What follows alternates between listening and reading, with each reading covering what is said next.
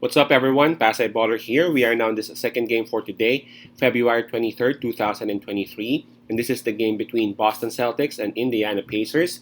And that's going to happen at around 7 o'clock p.m. Eastern Time. That's going to be 8 o'clock a.m. here in Manila. I'm just inviting everyone who have not subscribed yet to our YouTube account or YouTube channel, Pasay Baller. Please click on the subscribe button below. At the same time, hit on that bell logo. That way, automatically, you guys will be receiving notifications whenever new videos are uploaded. The spread, by the way, that is given, it's minus 8.5, and that's given towards the visiting team, the Boston Celtics. And before we proceed, let's go ahead and take a look at the standings and rankings of both teams.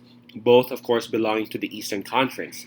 Boston Celtics, they are number one in the East, and they are number one in the entire NBA with a record of 42 wins and 17 losses.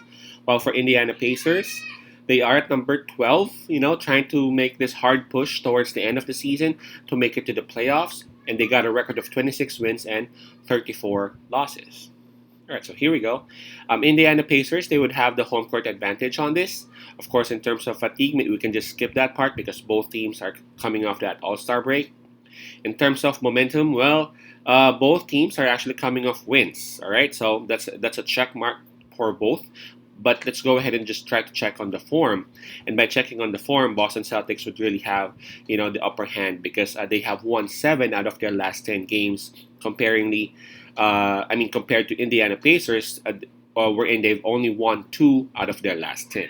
So we still got to give the advantage towards the Boston Celtics. And let's take a look at the availability and the health of both teams. Danilo Gallinari is listed as out for this game.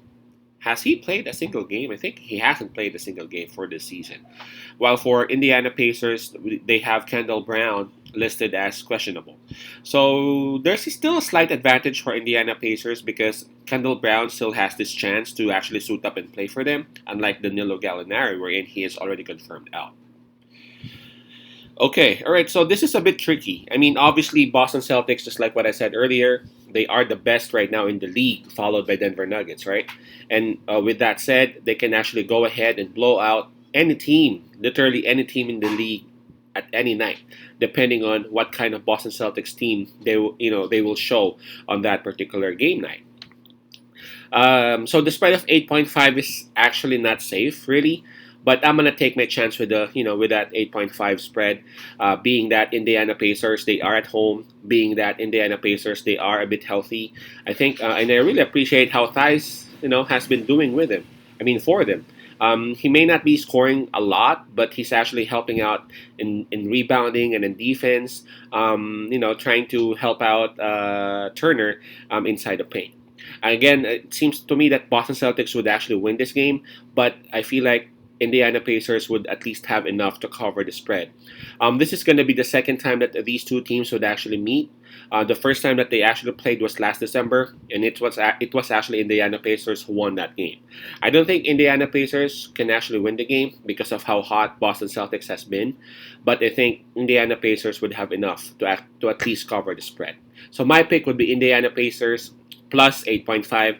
I'm expecting a huge game from Halliburton on this one. Again, that's Pacers plus 8.5. Peace out, Pasay Love, and God bless.